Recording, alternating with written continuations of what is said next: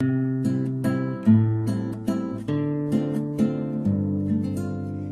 du hører om en, der er yndig og slank, og har grågrønne ben, og hvis fjerdragt er blank, så er det mig, Andrea. Jeg bor på min pind hos en skikkelig fyr. Han er min kind, og han holder af dyr.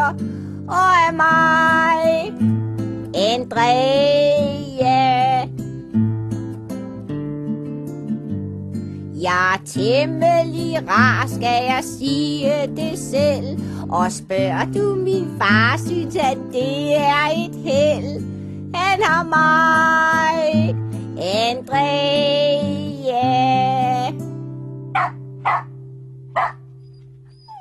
Ti stille, Bodil. Har du fået hund? Ja, hun hedder Bodil, og hun er meget klog. Hun forstår alt, hvad jeg siger til hende, ikke?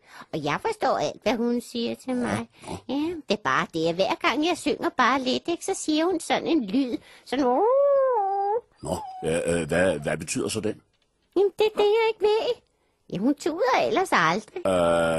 Prøv lige at tage omkvædet igen.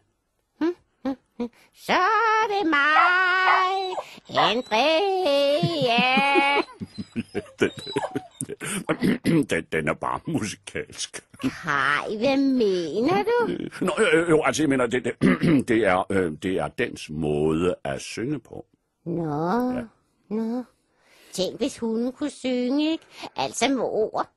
Hvad vil du så synge? Det tror jeg godt, jeg ved. Altså, jo. Nogen spørger mig, hvor jeg kommer fra, så svarer jeg Faldera.